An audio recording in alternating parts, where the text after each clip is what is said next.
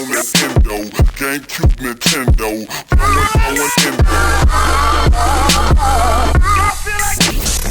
Game genres are dumb. For some, this is pretty well known. Action-adventure means absolutely nothing to consumers, and even in terms of creative ambitions. RPGs can be categorized from what region they were made, but we unanimously don't call Demon's Souls a JRPG, despite it being made in Japan. Some genres, like Metroidvania, are solely based off of old, established titles and say nothing, while other genres are named after camera angles. The main problem is that the conventions we use to define game genres is taken purely at face value, like hack and slash, as if there are no other redeeming qualities to that type of game, while also suggesting that the gameplay is borderline mindless.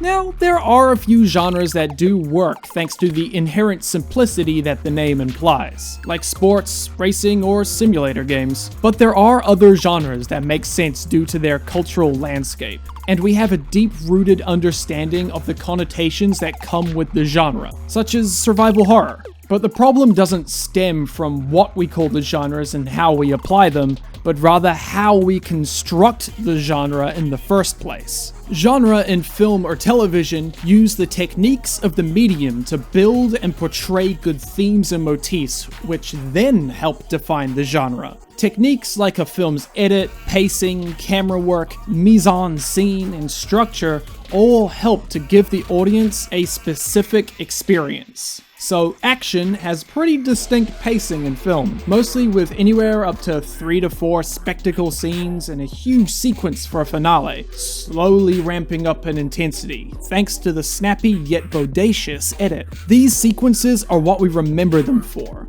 but how's it done, and for what purpose? Well, action films commonly touch on themes involving power dynamics, and these themes are commonly connected to how the film is shot and edited. So something like a lone person that overcomes a powerful entity, or a rebellion against a societal leader, these can be seen through the techniques of the medium, which then play in that power relation, building the motifs. Which, okay, that's a lot to unpack in itself, but let's keep going because this is important. See now, look at how a powerful character is shown in the frame. Usually a lower angle will let them fill more of the frame, getting up close in your face to establish control. Even editing techniques are laid out to emphasize moments of danger. A giant explosion can be over in a second, but these editing techniques show the explosion more and more with drawn-out cuts, which make the scene seem like a spectacle and weighty in terms of how the protagonist responds to it. Now, genre is such a complicated topic that scholars in academia have discussed it for decades. I've just kind of compacted years of research and lectures into about a minute,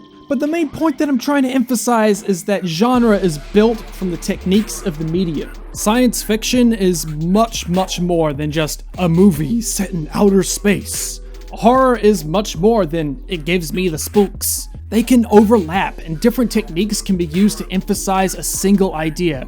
It is more than face value, and we need to give games the same treatment, which is easier said than done. Video games are a vastly more complicated medium in comparison to film. The mere introduction of player agency and the effort on the game's world completely flips how you define techniques, making it even harder to pin down distinct motifs and themes. So, remember how we talked about conventions in action films being defined by power relations and the sequences that act as a spectacle? Those film conventions don't work for games at all. All sorts of games ranging from Super Mario to Bayonetta play with power relations. And games, by design, have sequences created for the protagonist to make their way through. Literally any game with a boss fight works like this. Let's look at a game like Halo, which relishes and is filled to the brim with classic sci-fi themes. What it means to be human, the banality of evil, technological reliance, interstellar colonialism, the fear of the other and the unknown, it all works narratively. But a game has much more than narrative to work with. Just like how the Terminator is shot with a low angle to make him seem intimidating, a game's mechanics need to be interwoven into the experience, not just in the story, but how the player interacts with the game. The hard part comes from understanding how those mechanics create an experience which interweave together with the themes in order to form engaging interactions for the player. So in terms of Halo, let's look at a common sci-fi theme as an example. Technological reliance. This is a core science fiction motif, and it is all over Halo. Protect Cortana, Master Chief being an augmented human to the point where he's basically treated like a weapon, the Covenant's religious relationship with Halo, the dichotomy with 343 Guilty Spark's cold logic.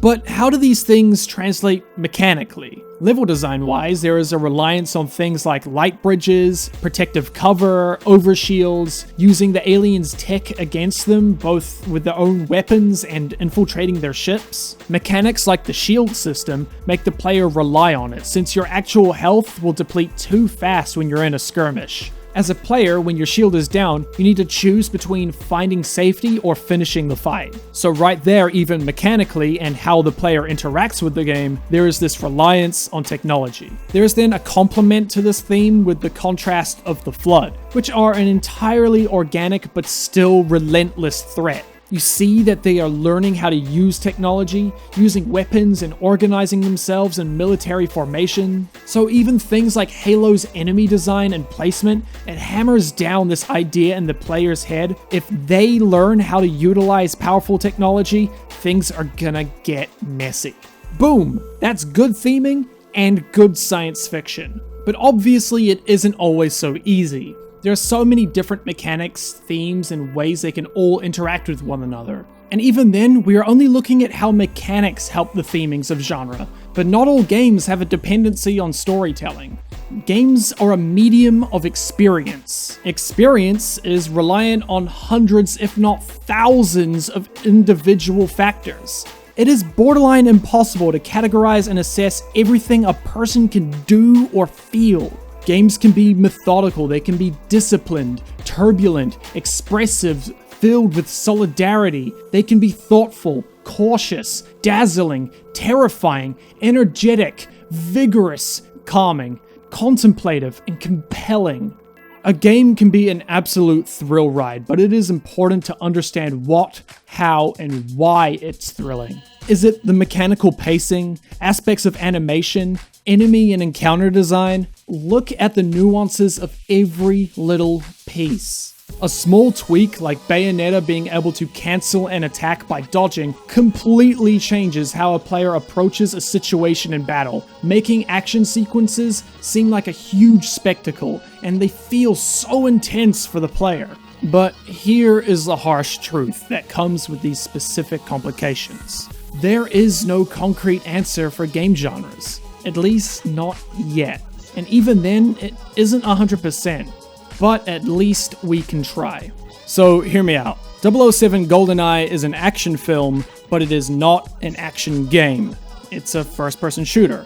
So even though these two share very similar themes, they're separated because of the game's mechanics. So what about other first-person shooters? Overwatch? Medal of Honor? Doom? They all play very differently, but why?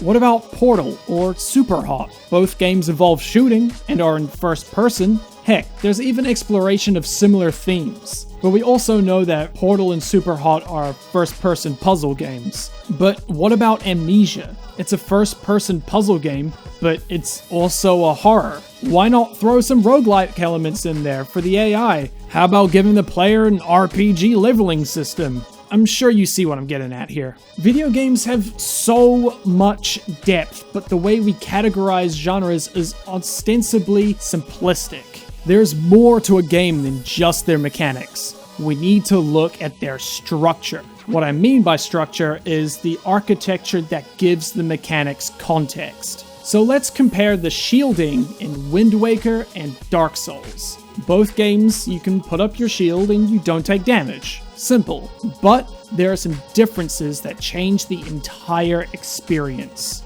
Dark Souls has a stamina system, so if you get hit, the player has something to lose. Multiple enemies will attack you at once way more often in Dark Souls rather than Zelda, so things like shield stun will have way more risks attached to it, including things like getting pushed back and falling to your death, instead of grabbing the ledge like a smarty.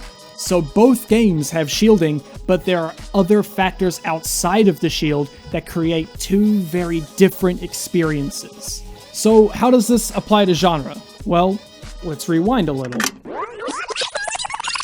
So what about other first-person shooters? Overwatch, Medal of Honor, Doom? They all play very differently, but why? Yeah, why? There isn't much arguing that these games are shooters, right? Well, let's look at the structure of their mechanics. So let's say that Overwatch is a team-based objective shooter because it's built more on team synergy and how other characters interact with one another. I would say that Medal of Honor would be a wartime shooter, which emphasizes tactile cover for survivability, complemented with accurate iron sights. It isn't really a game where you run and gun, unlike Doom, which I would call an arena shooter. It has very open level design, fast-paced movement, and a torrent of enemy encounters. And every match feels like that I'm in a coliseum of some kind. It's great. So all of these games are shooters, but they're slightly different because of their structure. But even then, it still isn't a 100% end-all answer. Remember, genre and subgenres are fluid, but so are a game's mechanics. A game's mechanics are the backbone and core part that we interact with. So yeah, it naturally makes sense to categorize these games that are mechanically similar. But mechanics are a tool of the medium, and there are so many ways that mechanics and systems can be used to tell different stories, construct different sequences, draw the player in, and envelop them in an experience. We need to not just identify a game's mechanics, but also their structure and how it builds the distinct experience, as opposed to pointing at just the game's mechanics. As games are evolving, mechanics are getting twisted and expanded upon. It wasn't too long ago that titles like Gone Home or Proteus were questioned about their validity of even being called a game.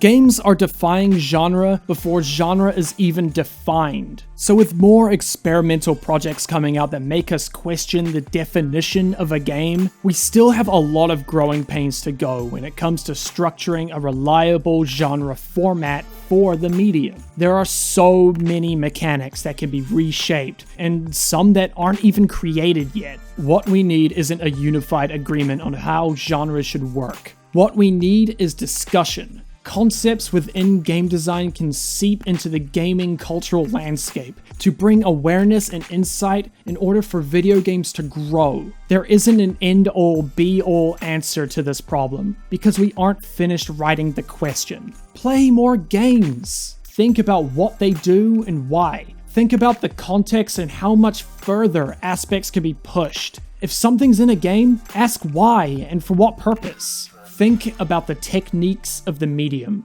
Be sure to come back when we explore how to create a mechanical spectacle next time inside the Game Design Archive. GameCube, Nintendo.